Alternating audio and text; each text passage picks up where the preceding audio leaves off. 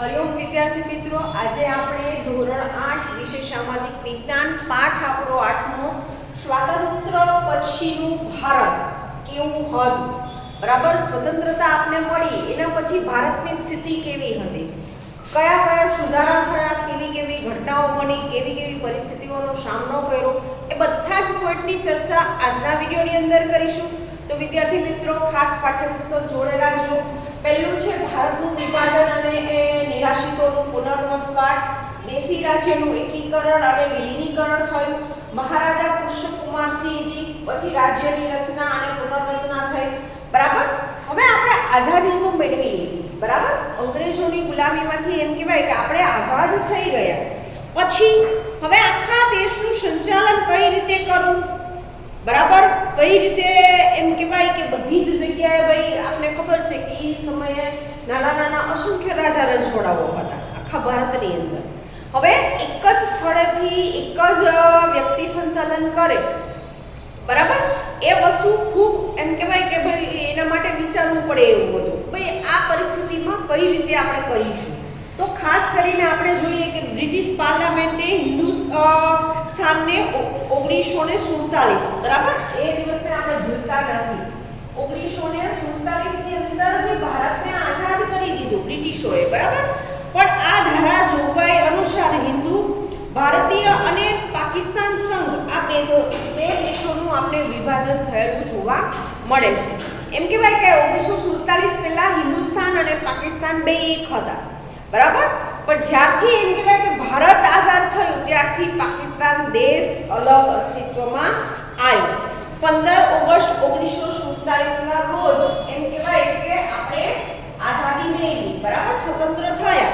અને આનંદ ઉત્સાહનો માહોલ હતો આખા ભારતની અંદર. એક પણ એવું સ્થળ નથી, ઉત્તર, પશ્ચિમ, પૂર્વ, બરાબર, દક્ષિણનો ભાગ લઈ લો, બધી જ જગ્યાએ એટલો આનંદ ઉત્સાહ હતો કે આપણે અંગ્રેજોની ગુલામીમાંથી, ભાઈ બ્રિટિશોની એ ગુલામીમાંથી આઝાદ થયા. એ પર્વની ઉજવણી થઈ. સાથે સાથે એમ કહેવાય કે એવી ચિંતા હતી કે ભાઈ ભારત અને પાકિસ્તાન દેશ અલગ થયા. પાકિસ્તાન દેશ એમ કહેવાય મુસ્લિમ સંપ્રદાયનું આખું એમ કહેવાય કે એ સમયે હિન્દુ મુસ્લિમનું વધારે ચાલતું હતું. બરાબર, કોમવાદ વધારે જોવા મળતો હતો. એના કારણે એમ કહેવાય કે બે દેશોને અલગ કરવામાં આવ્યા. બરાબર, લગભગ 80 લાખ શરણાર્થીઓ પાકિસ્તાનથી ભારત આવ્યા હતા અને શરણાર્થીઓને સમાવવા, તેને રોજગારી પૂરી પાડવી, આ પણ એક વિકટ સમસ્યા હતી. હવે તમે વિચારો કે એ સમયે કોમવાદ હતો હિન્દુ મુસ્લિમનો. હવે 80 લાખ જેટલા એમ કહેવાય કે જે હિન્દુ હતા પાકિસ્તાન દેશની અંદર, એ ભાઈ ભારતમાં આવે છે. હવે તમે વિચારો કે આ નિરાશ્રિતો છે, એ નિરાશ્રિતોને ભાઈ ઘર-બાર આપવું, રોજગાર આપવું, બરાબર, એ એક મોટી સમસ્યા કે એક મોટો પ્રશ્ન હતો. એ સમયે જે પણ કામ કરનાર વ્યક્તિ હતી એના માટે એમ કહીએ કે ભાઈ આ મોટામાં મોટો પ્રશ્ન બની ચૂક્યો હતો. બરાબર, કે ભાઈ એને 2 ટાઈમ જમવાનું મળી રહે. બરાબર, જવાબદારી કોની, તો ભાઈ દેશના લોકો અને સરકારને નિરાશ્રિતોને પુનઃ સગવડો આપવી, વિશાળ શરણાર્થી શિબિરો છે, બરાબર, એ ઉપરાંત ખોલવામાં આવી. નિરાશ્રિતોને પુનર્વસન બાદ તે બધાને એકરૂપ થઈ અને નૂતન જીવનની શરૂઆત કરવામાં આવી. હવે નૂતન જીવન એટલે કે ભાઈ નવું જીવન. બરાબર, નૂતનનો અર્થ શું થાય છે? નવું જીવન. આ જેટલા પણ 80 લાખ જેટલા લોકો એમ કહેવાય કે પાકિસ્તાનમાંથી ભારતમાં આવ્યા હતા, બરાબર, એ લોકોને ભાઈ એમ કહેવાય કે ભાઈ સરકારશ્રી દ્વારા રહેવા ખાવા પીવાની બધી જ વ્યવસ્થા, સહકાર આપવામાં આવ્યો. બરાબર, પછી રોજગારી ધીમે ધીમે એમ કહેવાય કે બધી જ વસ્તુઓ પ્રોવાઈડ થવા લાગી. ભાઈ તમે આ વસ્તુ કરશો તો ભાઈ આમનું આમ થશે. આપણે જોઈએ છીએ કે એક જગ્યાએથી બીજી જગ્યાએ આપણે જ્યારે જાય ત્યારે આપણા માટે બધી જ વસ્તુઓ અજાણી હોય છે. બરાબર, ઘર પરિવાર, આસપાસના લોકો, બરાબર, ગામ શહેર, એક ગામથી બીજા ગામમાં જઈએ તો પણ આપણે એવું થાય છે ભાઈ અહીંયા તો કોઈ આપણે ઓળખતું નથી. પણ ધીમે ધીમે એમ કહેવાય કે ભાઈ એ લોકો રહેતા થયા અને અત્યારે આપણે જોઈએ છીએ વર્તમાનની અંદર એ લોકો નિરાશ્રિત તરીકે જ ઓળખાય છે. બરાબર, એ જેટલા 80 લાખ હતા એમાં વધારો થયો છે. પણ એ બધા જ જાણે કે અત્યારે વર્તમાનમાં આપણે જોઈએ તો ભાઈ ભારતનો એક ભાગ બની ચૂક્યા છે. બરાબર, એ લોકો પછી આપણે જોઈએ કે ભાઈ 562 જેટલા નાના મોટા દેશી રાજ્યો હતા. આ રાજ્યો ભારતમાં સંઘમાં જોડાવા માટે સહમત કરવા પણ એક અવરોધરૂપ હતા. હવે આપણે આગળ જોઈએ તો ભાઈ 562 જેટલા ભારતની અંદર રાજ્યો હતા એ સમયે. નાના મોટા અંદાજિત આપણે ગણીએ તો ભાઈ 562 જેટલા એમ કહેવાય ભાઈ નાના મોટા રાજ્યો હતા. આ રાજ્યો કોઈ ભારત સંઘ સાથે જોડાશે કે કેમ એ પણ મોટી સમસ્યા હતી. બરાબર? શું કામ કે ભાઈ એક જગ્યાએથી મેં તમને પહેલા જ કીધું ભાઈ એક જગ્યાએથી બધી જ રીતે સંતોષ આપી શકીએ, બધા જ લોકોની આકાંક્ષા અપેક્ષા એ બધી જ આપણે પૂરી કરી શકીએ એ માટે એક મોટો પ્રશ્ન હતો. બરાબર? એવું વિચારતા એમ કહેવાય કે ભાઈ બંધારણનું અસ્તિત્વમાં આવ્યું કે બધા જ લોકોની આકાંક્ષા અપેક્ષાને પૂર્ણ કરવા બંધારણની રચના કરવામાં આવી. બંધારણ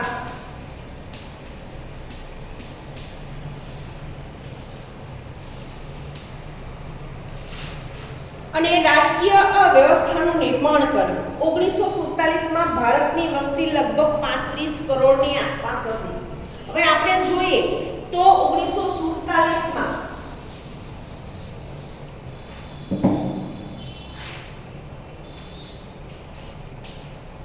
35 કરોડ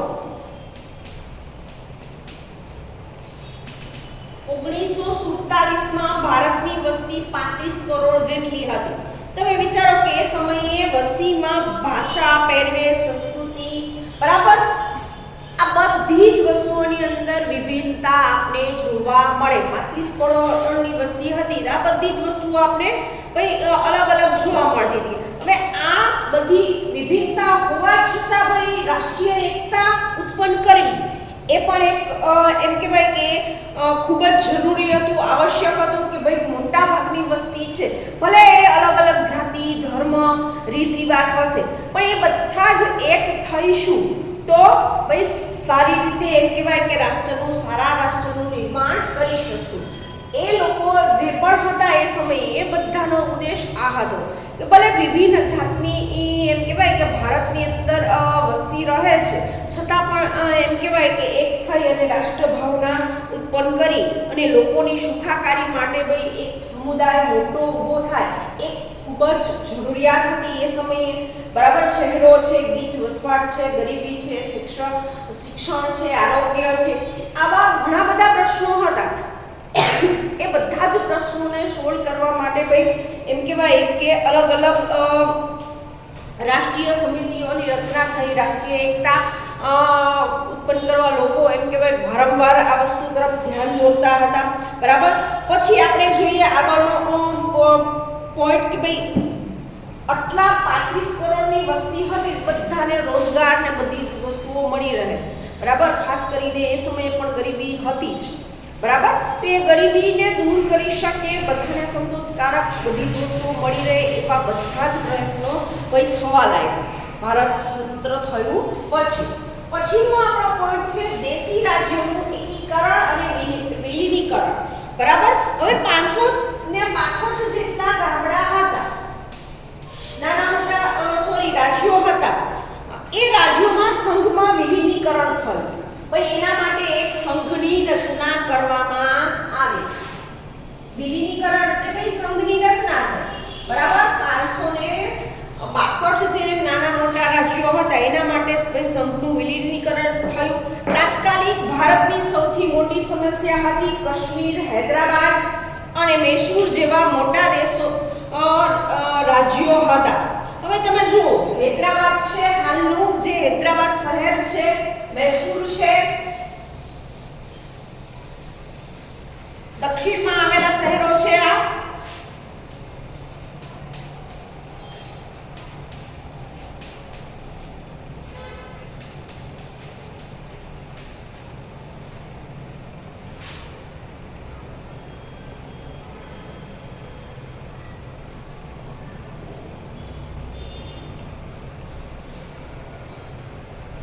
કાશ્મીર,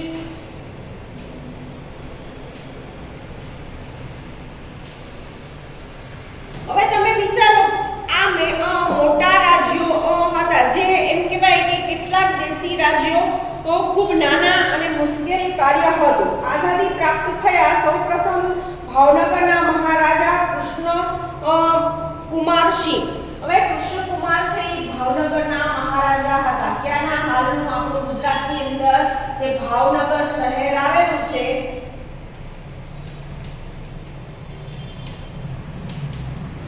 બરાબર. આવા તમે જુઓ તો અસંખ્ય નાના મોટા તમને રાજા રજવાડાઓ જોવા મળશે. ભારત સંઘમાં જોડાવા સમજાવવા માટે એક મોટું મુશ્કેલ ભર્યું કામ હતું. તમે વિચારો કે એ સમયે ભાવનગરના જે કૃષ્ણકુમારસિંહજી હતા, પછી કાશ્મીરની અંદર જે રાજા મહારાજા હતા, હૈદરાબાદની અંદર, મૈસૂરની અંદર ટીપુ સુલતાન, આ બધા જ રાજાઓને ભાઈ સંઘ સાથે જોડવું ભાઈ ખૂબ મુશ્કેલી ભર્યું કામ હતું. એ લોકોને ભાઈ સમજાવવું કે ભાઈ ભાવનગરમાં જવાબદાર સંસ્કારનો શુભ સમારંભ કરીએ. બરાબર. સરદાર પટેલના પ્રયત્નોથી સરદાર વલ્લભભાઈ પટેલ છે, જવાહરલાલ નહેરુ છે, ગાંધીજી છે, બરાબર, આ બધા જ લોકોના પ્રયત્નોથી એમ કહેવાય કે ધીમે ધીમે આ બધા જ રાજ્યોની અંદર રાષ્ટ્રભાવના ઉત્પન્ન થઈ અને એમ કહેવાય કે સમકાલીન ઇતિહાસનું સૌથી વિશેષ નોંધપાત્ર આપણે કહીએ ભાઈ એકીકરણ થવા લાગ્યું. બરાબર. ભારત સંઘ સાથે એમ કહેવાય કે આ રાજા રજવાડાઓ જોડાવા લાયા. સ્વતંત્રતા મેળવ્યા બાદ આપણે જોઈએ તો ભાઈ તાત્કાલિક નાયબ વડાપ્રધાન, ગૃહપ્રધાન સરદાર વલ્લભભાઈ પટેલ દેશી રાજાઓને અપીલ કરી છે. હવે એ સમયે જેટલા આપણા એમ કહેવાય કે દેશી રાજા રજવાડાઓ હતા એ બધાને અપીલ કરવામાં આવી. બરાબર. કે ભાઈ આપણે આમ નાના નાના ટુકડાઓમાં વહેંચાયેલા રહેશું તો ભાઈ વારંવાર ઘણા બધા પ્રશ્નો આવશે. બરાબર. એના કરતા ભાઈ એકીકરણ થઈએ, રાષ્ટ્રને એક બનાવીએ. બરાબર. જેનું પરિણામ આપણે વર્તમાનમાં જોઈ શકીએ છીએ કે ભારતની ઉન્નતિ હોય, પ્રગતિ હોય. બરાબર. બીજા દેશોની સરખામણીમાં આપણે અત્યારે જે હરણફાળ ભરી રહ્યા છીએ ભાઈ એનું પરિણામ શું છે? ભાઈ આ ભૂતકાળની અંદર આ વસ્તુ થઈ હતી. બરાબર. લોકોને એક કરવામાં આવ્યા હતા એટલે આપણું વર્તમાન સારું છે. બરાબર. એવું પણ આપણે કહી શકીએ છીએ. પછી છે હવે એમાં આપણે જોઈએ તો ભાઈ દેશભક્તિ માટે એમ કહેવાય કે ઘણી બધી જાગૃતિ લાવી, ભારતીય સંઘમાં જોડાવું, આ બધી જ વસ્તુઓ એમ કહેવાય વિલીનીકરણ કરવું. હૈદરાબાદના કનૈયાલાલ મુનશીની ભૂમિકા પણ મહત્વની હતી. જૂનાગઢના નવાબે પોતાના રાજ્યને પાકિસ્તાન સાથે જોડવાનો એમ કહેવાય ભાઈ જોડાણ લખી આપ્યું હતું. મુંબઈમાં જૂનાગઢના નાગરિકોએ ભારતીય સંઘમાં જોડાવા માટે એની આઝીર હુકમની સ્થાપના કરી હતી. સૌરાષ્ટ્રમાં લગભગ તમામ રાજ્ય લોકોએ નવાબના પાકિસ્તાન સાથેના જોડાણના વિરોધ કર્યો હતો. હવે જુઓ એ સમયે પરિસ્થિતિ કેવી હતી કે ભાઈ અમુક લોકોને પાકિસ્તાન દેશ સાથે જોડાવવું હતું. ના ભાઈ અમે તો પાકિસ્તાન સાથે જોડાવશું. બરાબર. આપણા ભારત સંઘ સાથે ભાઈ જોડાવવું હતું નહીં. હાલના જે આપણા જૂનાગઢ શહેર છે ગુજરાત રાજ્યનું, એ શહેરમાં જે નવાબ હતા ભાઈ એને એમ થયું ના મારે તો પાકિસ્તાન દેશ સાથે જોડાવું છે, ભાઈ મારે ભારત સંઘ સાથે જોડાવવું નથી. એવા એમ કહેવાય કે અલગ અલગ આપણે વસ્તુઓ જોવા મળે છે. પછી કાશ્મીરના મહારાજા હરિસિંહ ડોગરાએ ભારત સાથે જોડાવામાં પ્રખર સહી કરી ન હતી. આ દરમિયાન કાશ્મીર પોતાની સાથે જોડાઈ જાય તે માટે પાકિસ્તાને કાશ્મીર પર આક્રમણ કર્યું. હવે તમે વિચારો કે પાકિસ્તાનથી વાળાને એમ થયું ભાઈ એ ભારત સંઘ સાથે કાશ્મીર જોડાતું નથી તો ભાઈ આપણે પ્રયત્ન એવો કરીએ કે ભાઈ કાશ્મીરને આપણે દબાવીએ. એ વર્તમાનમાં પણ અત્યારે આપણે જોઈએ છીએ કાશ્મીર માટે આજે પણ ભારત અને પાકિસ્તાન લડે છે. બરાબર. કે આ રાજ્ય અમારામાં આવે છે, પાકિસ્તાન વાળા કહે છે કે ભાઈ અમારામાં આવે છે. બરાબર. હકીકત એ સમયથી એમ કહેવાય કે ભાઈ કાશ્મીર રાજ્ય છે પોતાનું સ્વતંત્ર ભાઈ મારે કોઈ સાથે જોડાવું નથી. બરાબર.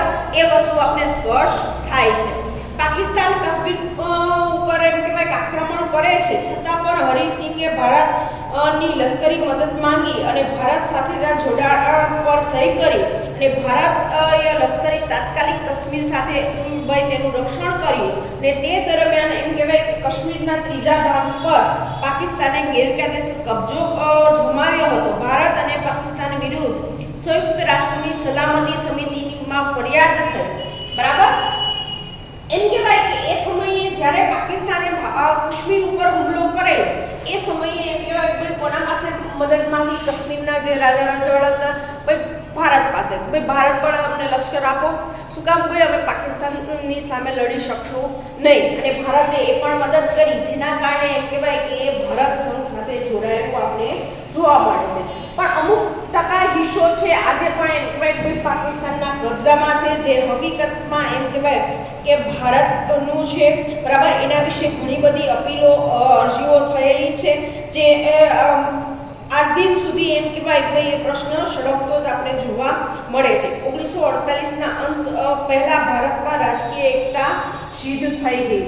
હવે રાજકીય એકતા ક્યારે સિદ્ધ થઈ ગઈ હતી એવું પૂછવામાં આવે તો ભાઈ 1948 સુધીમાં આખા ભારતની અંદર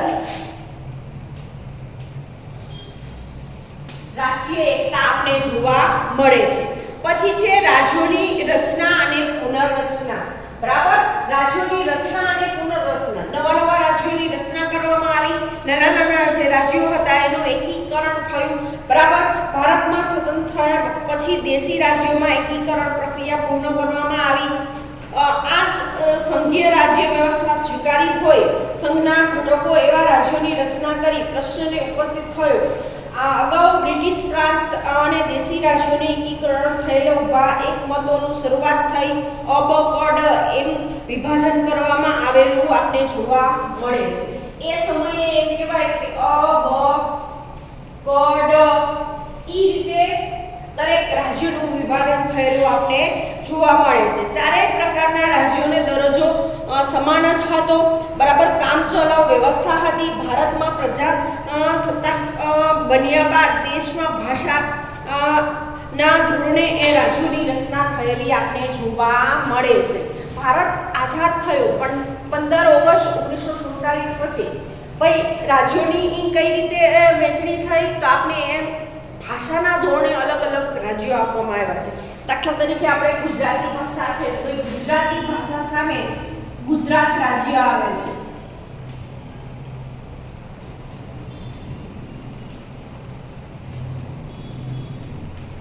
બરાબર, મરાઠી છે તો મહારાષ્ટ્ર, પંજાબી છે તો પંજાબ. બરાબર, ભાષાના ધોરણે એમ કહેવાય કે કામ ચલાવ એ સમયે અલગ અલગ રાજ્યોની રચના થઈ અને પછી 1953માં અલગ રાજ્ય આંધ્રપ્રદેશની રચના થઈ. આંધ્રપ્રદેશ બાદ ભાષાના સમુદાયો ભાષા આધારિત પોતાના અલગ રાજ્યોની માંગ કરવા લાગ્યા અને જેના પરિણામે આધારિત રાજ્યોની રચના થવા લાગી. અને રચનાને આધારે આપણે જોઈએ કે અલગ અલગ પુનર્રચના પણ થઈ. બરાબર, 14 રાજ્યો પૈકી મોટા ભાગના રાજ્યોની રચના. હવે એ સમયે તમે વિચારો, અત્યારે આપણે વર્તમાનમાં જોઈએ તો 29 રાજ્યો ભારતની અંદર છે. બરાબર, તો એ સમયે કેટલા હતા તો ભાઈ 14 રાજ્યો અને 6 છે એ કેન્દ્ર શાસિત પ્રદેશ છે.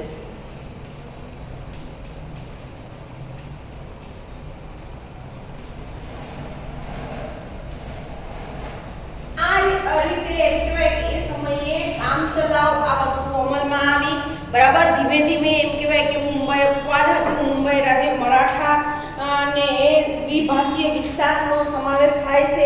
એ ઉપરાંત અલગ અલગ આપણે ગુજરાતની અંદર પણ એવું જ હતું. ગુજરાતી ભાષાના ધોરણે રચના થઈ હતી. બરાબર, ઉગ્ર માંગણી ઉઠી અને મહાગુજરાત આંદોલન શરૂ થયું. ઇન્દુલાલ યાજ્ઞિક છે, બાલાભાઈ છે, બ્રહ્મકુમાર ભટ્ટ છે.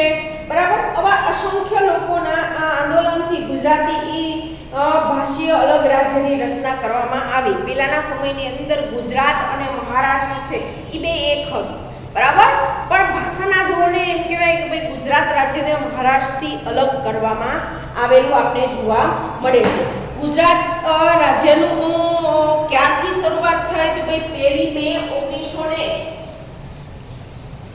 આપણું ગુજરાત રાજ્ય છે 1 મે 1960ના રોજ સાબરમતી આશ્રમ ખાતે એમ કહેવાય કે રવિશંકર મહારાજના હસ્તે નવ ગુજરાતનું પ્રથમ રાજ્ય પદ એમ કહેવાય કે લેવામાં આવ્યું. બરાબર, 1 મે 1960 આપણા આપણા ગુજરાત રાજ્યનો એમ કહેવાય ભાઈ અસ્તિત્વમાં આવ્યું.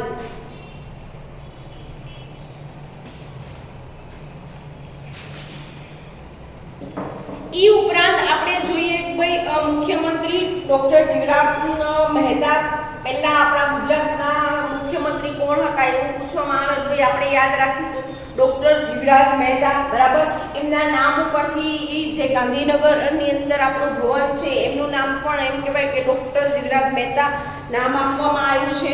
બરાબર, પંજાબનું પણ એમ કહેવાય કે પંજાબ અને હરિયાણાને અલગ રાજ્ય તરીકે માન્યતા આપવામાં આવી હતી એ સમયે. સમય જતાં અસમ, નાગાલેન્ડ, મેઘાલય, મણિપુર, ત્રિપુરા, અરુણાચલ પ્રદેશ, મિઝોરમ એવા અસંખ્ય રાજ્યોની રચના થઈ.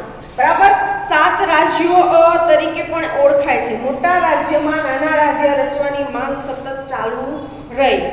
ઈસવીસન 2000માં બિહારમાં, ઝારખંડ, મધ્યપ્રદેશ, છત્તીસગઢ, ઉત્તર પ્રદેશ, ઉત્તરાખંડ રાજ્યની રચના થઈ.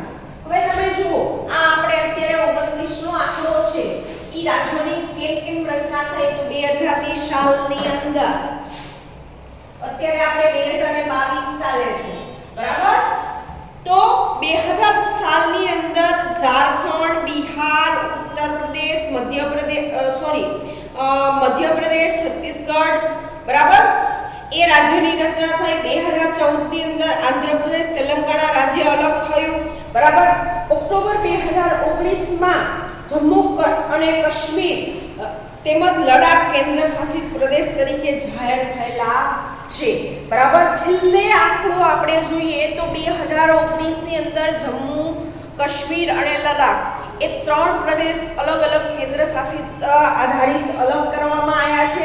બરાબર, ભારતમાં 29 રાજ્યો, દિલ્હી અને રાષ્ટ્રીય રાજ્યની વિસ્તારની સહિત 8 કેન્દ્ર શાસિત પ્રદેશ આપણે જોવા મળે છે.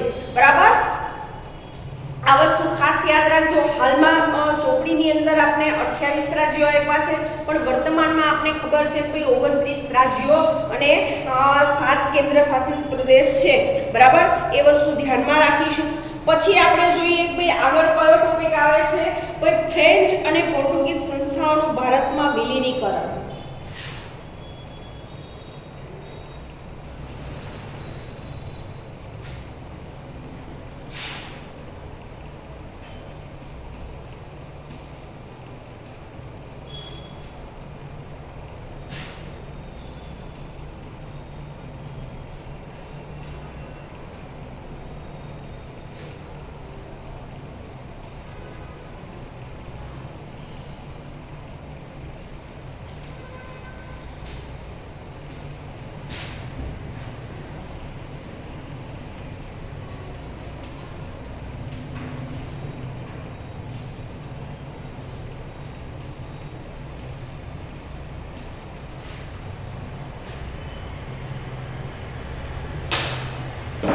હવે એની અંદર આપણે જોઈએ તો ભાઈ 26મી જાન્યુઆરી, બરાબર, 26મી જાન્યુઆરી 26મી જાન્યુઆરી 1950 ભારત પ્રજાસત્તાક રાજ્ય બન્યું.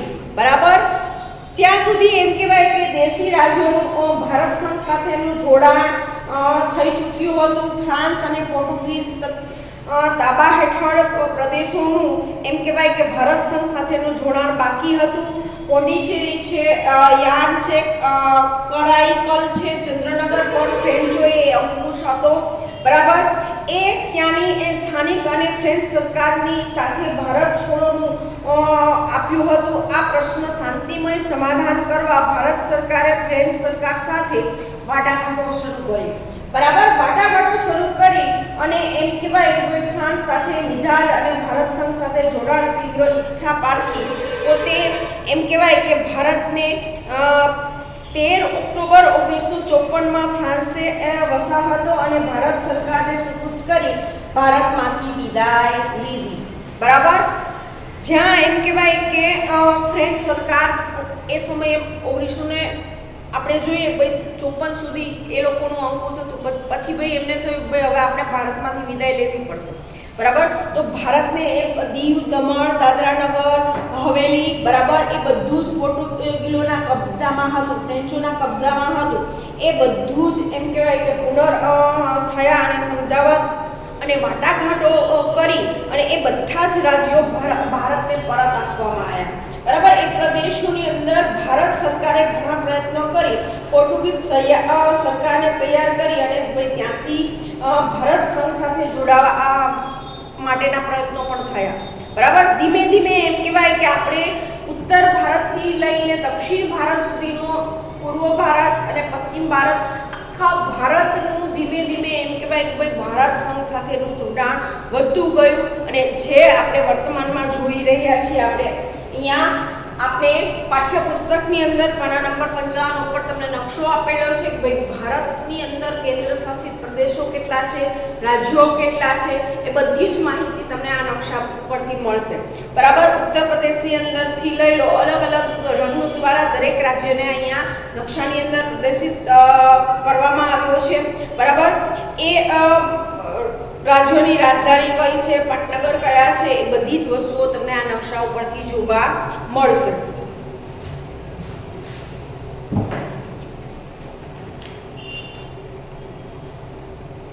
આ વિડિયોની અંદર અહીંયા સુધી આગળની માહિતી આપણે ભાઈ આગળના વિડિયોની અંદર જોઈશું.